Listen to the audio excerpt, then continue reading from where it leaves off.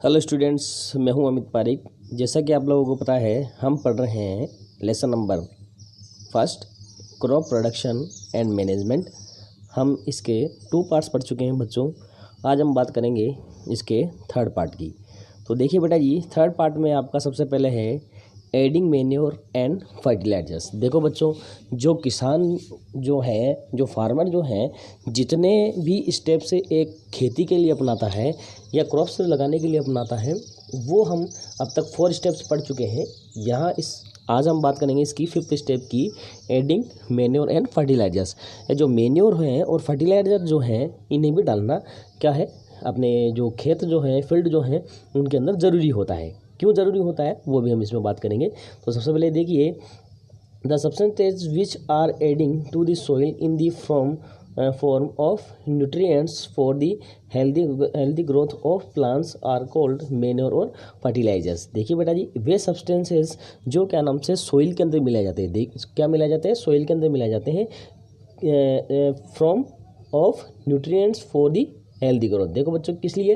क्योंकि इनके अंदर क्या है, मैन्योर और फर्टिलाइजर्स के अंदर आपके न्यूट्रिएंट्स मिलते हैं। क्या मिलते हैं बच्चों? न्यूट्रिएंट्स मिलते हैं, जो आपके प्लांट्स जो होते हैं उनकी ग्रोथ के लिए क्या होते हैं, बहुत ज़रूरी होते हैं। ठीक है, और बहुत ज़रूरी होने के साथ साथ में इनकी जो ग्रोथ जो है और इनके हेल्दी होने का भी रीज़न क्या होता है, न्यूट्रिएंट्स ही होते हैं। और वो किन से मिलते हैं? इनको मैन्योर से मिलते हैं और फर्टिलाइजर से ये मिलते हैं, जिन्हें हम किसमें डालते हैं, फर्टिलाइजर्स और मैन्योर्स को बच्चों मिट्टी के अंदर इनको मिलाया जाता है, या हम कहें कि सोइल के अंदर इनको मिलाया जाता है। नेक्स्ट है, soil supplies minerals nutrients to the crops plants. These nutrients are essentially for the growth of plants। देखो बच्चों, जो सोइल जो है वो क्या करती है, मिनरल्स और न्यूट्रिएंट्स जो हैं इनको क्या करती है, क्रॉप्स होती है, उनके प्लांट्स जो हैं उनको ये सप्लाई करने का काम करती है। These nutrients are essential for the growth of plant. ये सभी न्यूट्रिएंट्स जो हैं प्लांट्स की ग्रोथ के लिए क्या होते हैं, बहुत ज़रूरी होते हैं। नेक्स्ट है इसके अंदर continuous cultivation of crops make the soil poor nutrients. लगातार कंटिन्यू मतलब हम एक ही फील्ड के अंदर लगातार हम उसके अंदर क्या करते हैं कि हम उसके अंदर कल्टीवेशन करते हैं। क्या करते हैं बच्चों?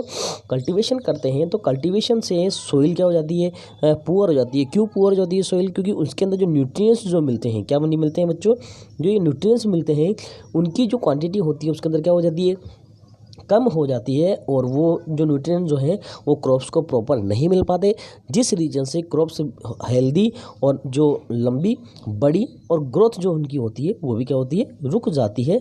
ये सभी उनमें नहीं हो पाता है। ठीक है, therefore farmer have to add manure to the fields to replenish the soil with nutrition. देखिए बच्चों, क्या करता है, तो फार्मर क्या करता है, इस चीज़ को होने से बचाने के लिए हर साल जब भी वो क्या नाम से एक नई क्रॉप उगाता है, ठीक है, तो क्रॉप उगाने से पहले वो क्या करता है, इसके अंदर फर्टिलाइजर्स का यूज़ करता है और मैन्योर्स का यूज़ करता है, जो क्या नाम से इसको रिफ़िल करने का काम करती है। किसको रिफ़िल करने का काम करती है?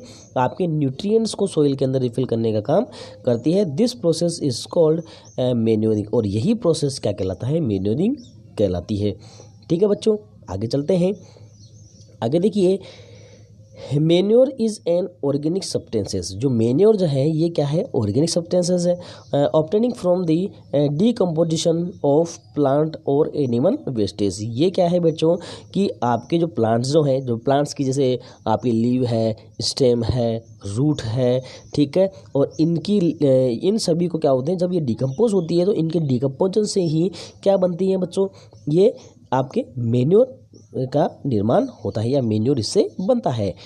Farmer dump plant and animals waste in pits at open places and allow it to decompose. ठीक है बच्चों, क्या करता है जो एक फार्मर जो होता है वो डंप जो है, मतलब जैसे गाय का गोबर वगैरह जो है, भैंस का गोबर वगैरह जो है, प्लांट्स की जो टहनियाँ हैं, पत्तियाँ हैं, लीव्स हैं, और क्या नाम से इनकी जो रूट्स हैं, इन सभी को एक जगह क्या करता है, इकट्ठे करता रहता है। ठीक है, और वो जब इकट्ठे इन्हें करता रहता है तो नीचे की जो दबी हुई है ये जो इनके वेस्टेज जो हैं वो डिकम्पोज होते हैं, धीरे धीरे ये क्या होते हैं, डिकम्पोज होने के बाद में क्या बनते हैं, ये मेन्योर बनते हैं। क्या बनते हैं बच्चों, ये मेन्योर बनते हैं। The decomposition is caused by some microorganism. ये जो डिकम्पोजिशन होता है बच्चों, ये कुछ माइक्रो ऑर्गेनिज्म होते हैं। माइक्रोब्स का मतलब बहुत छोटे छोटे सूक्ष्म जो माइक्रोब्स हैं या जीव जिन्हें हम कह सकते हैं, उनके द्वारा ये डिकम्पोजिशन किया जाता है। This decomposition material is used as organic manure. और यही क्या नाम से डिकम्पोजिशन मटेरियल है, मतलब वो मटेरियल जिसका क्या कर दिया, माइक्रोब्स ने जिन्हें डिकम्पोज कर दिया है, यही मटेरियल किस काम में आता है, अपने ऑर्गेनिक मैन्योर के रूप में ये काम में आता है। और बच्चों ध्यान रखना, ऑर्गेनिक मैन्योर जो है ये कैसे होते हैं, नेचुरल होते हैं, इनके अंदर कोई मिलावट नहीं होती, इनके अंदर कोई केमिकल्स नहीं होते, जिस रीज़न से ज़्यादातर लोग जो हैं इन चीज़ों का यूज़ करते हैं। जो अभी भी गांव में है वो ऑर्गेनिक मैन्योर्स का ही यूज़ करते हैं। ठीक है, क्यों करते हैं, क्योंकि इससे आपका जो खेत जो है, फील्ड जो है वो भी अच्छा बना रहता है, और इसके अंदर जो आपके क्रॉप्स की जो ग्रोथ होती है वो भी अच्छी होती है। आगे देखिए, fertilisers are chemical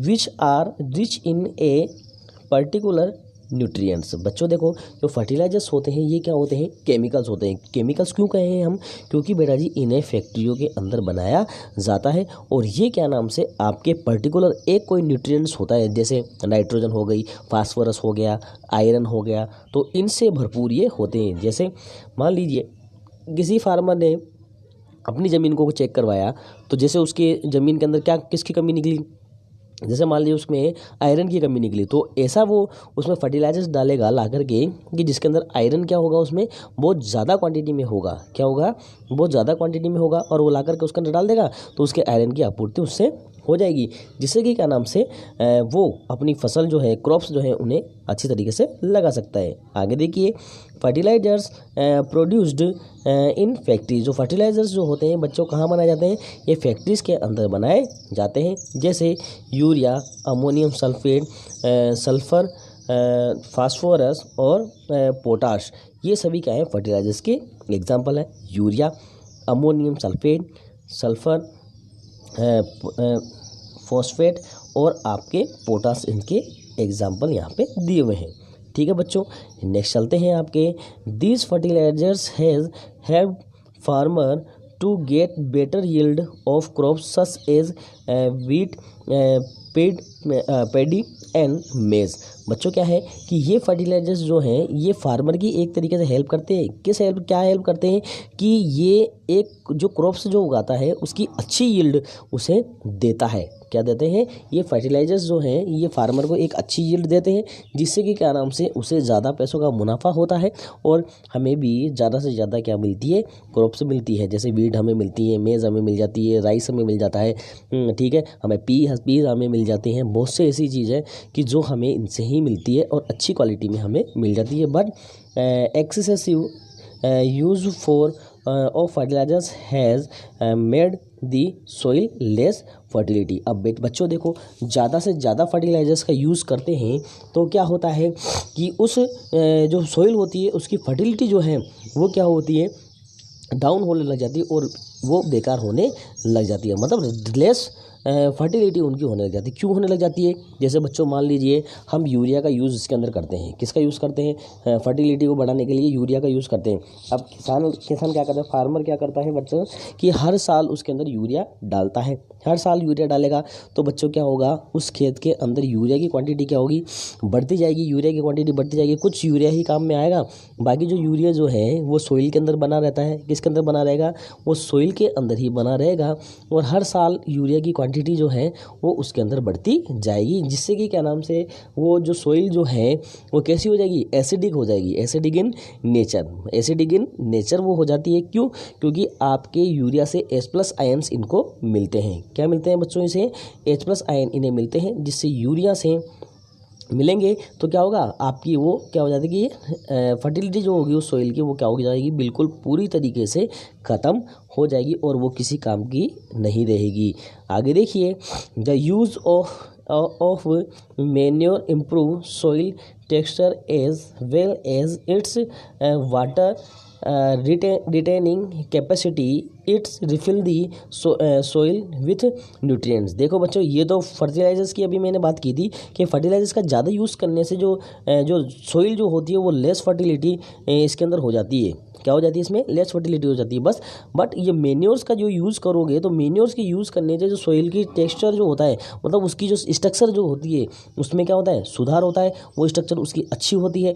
water locking capacity क्या होती है, इसकी बढ़ती है, और वाटर लॉकिंग कैपेसिटी बढ़ने के कारण इसके अंदर ह्यूमस की क्वांटिटी भी क्या होगी, बढ़ेगी, और ह्यूमस की क्वांटिटी बढ़ने के कारण इसके अंदर जो एयर का पासिंग जो होती है, एयर पास होगी इनमें, वो ईजिली होगी, और इसके अंदर माइक्रोब्स जो होंगे, क्या होंगे बच्चों, माइक्रोब्स जो होंगे उनकी एक्टिविटी इसके अंदर बढ़ेगी। जैसे अपने आप लोगों ने अर्थवर्म सुना है, तो अर्थवर्म भी क्या होंगे, इसमें ज़्यादा एक्टिव होंगे, और ज़्यादा एक्टिव होंगे तो इनके नंबर ऑफ अर्थवर्म्स इंक्रीज होंगे, और इंक्रीज होने से जो इम्पोर्टेंट जो माइक्रोब्स हैं उनकी नंबर ऑफ इम्पोर्टेंट माइक्रोब्स की क्वांटिटी या नंबर्स जो हैं इनके, वो भी क्या होंगे, इंक्रीज होंगे, और इनके इंक्रीज होने से क्या होगा, उस सोइल की जो है क्या नाम से उसकी न्यूट्रिएंट्स जो होंगे उसके अंदर ज़्यादा बढ़ेंगे, और क्या नाम से क्रॉप्स की यील्ड भी जो होगी वो बहुत अच्छी मिलेगी। आगे देखिए, और बच्चों क्या करती है, जो मेन्योर जो होता है ये वापस से न्यूट्रिएंट्स का रीफिलिंग का काम करता है, मतलब वापस से सोइल को न्यूट्रिएंट्स देने का काम करता है। ठीक है, नेक्स्ट देखिए, another method of refilling the soil with nutrients it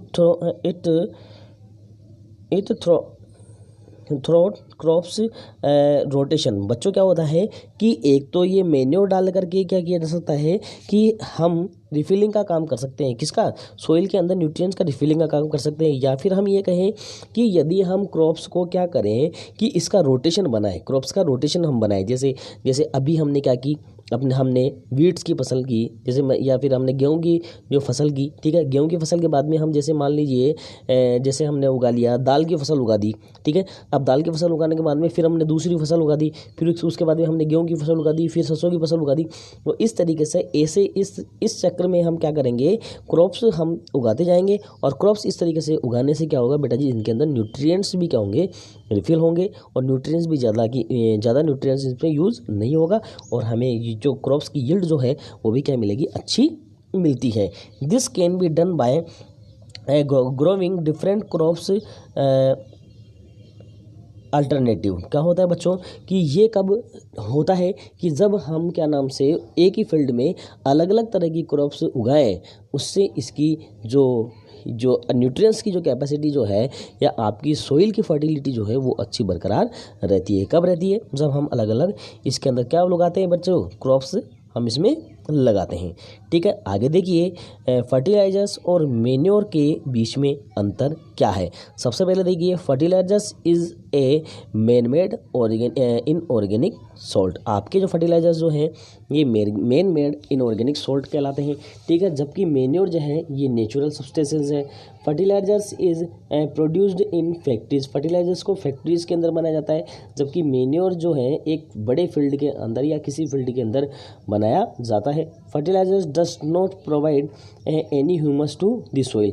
fertilisers जो है वो सोइल को ह्यूमस नहीं देते हैं, जबकि मेन्योर सोइल को ह्यूमस प्रोवाइड करवाते हैं। ठीक है, fertilisers are very rich in plant nutrients like nitrogen, phosphorus and potassium. Fertilisers के अंदर नाइट्रोजन, फॉस्फोरस और पोटेशियम की क्वांटिटी क्या होती है, बहुत ज़्यादा होती है। But manure is relatively less rich in plant nutrient. इनके अंदर जो न्यूट्रिएंट्स की बेटा जी मेन्योर्स के अंदर कमी होती है, बहुत कम होती है, इसलिए इनकी क्वांटिटी क्या करनी पड़ती है, ज़्यादा डालनी पड़ती है, और ये इजीली ज़्यादा हमारे पास में उपलब्ध भी नहीं होते हैं, इन्हें हमें दूसरों से खरीदना पड़ता है। ठीक है, आगे देखिए next, advantage of manure. Manure के एडवांटेज क्या क्या हैं बच्चों यहाँ पे। The organic manure is consider better than fertiliser. This is because कि ऑर्गेनिक मेन्योर जो हैं उनकी एवज में जो हमारे कंसिडर बेटर देन फर्टिलाइजर्स। जो ऑर्गेनिक मैन्योर जो है वो फर्टिलाइजर्स से कैसे बेटर हैं ये हम यहाँ पर बताएंगे। पहला पॉइंट है it enhance the water holding capacity of the soils. ये क्या करते हैं बच्चों कि सोइल की वाटर होल्डिंग कैपेसिटी को क्या करते हैं, इंक्रीज करते हैं। दूसरा यहाँ पे आ जाता है it makes the soil pores due to which exchange of gases because easy. It makes the soil pores due to which exchange of. अब बेटा जी क्या करती है, ये सोइल के अंदर क्या करती है, जो गैसेस का जो एक्सचेंज होता है उसको भी बढ़ाती है, जिससे कि इसके अंदर माइक्रोब्स की क्या नाम से जो एक्टिविटी होती है वो भी क्या होती है, इंक्रीज हो जाती है। It increases the number of friendly microbes. ये फ्रेंडली जो माइक्रोब्स है उनके क्या बढ़ाते हैं, उनकी संख्या में या उनके नंबर्स में भी क्या करता है, ग्रोथ करता है। आगे है it improve the texture of the soil. ये सोइल की टेक्सचर मतलब उसकी जो बनावट है उसको भी क्या करती है, इंक्रीज करती है। जैसे उनको सोइल जो है उसको दानेदार कर देगी, दानेदार करने से इनके अंदर कैपिलरीज जो है सोइल के अंदर वो ज़्यादा मिलेगी। कैपिलरीज मिलेगी तो इससे जो अपने एयर जो है उसका जो पासिंग होगा सोइल के अंदर वो ज़्यादा होगा। ज़्यादा पासिंग हो गया तो माइक्रोब्स जो है वो ज़्यादा एक्टिव होंगे। ज़्यादा एक्टिव होने से उनके नंबर ऑफ माइक्रोब्स बढ़ेंगे। नंबर ऑफ माइक्रोब्स बढ़ने से क्या होगा, उनके अंदर न्यूट्रिएंट्स की कैपेसिटी भी बढ़ेगी और सोइल भी आपकी अच्छी होती है।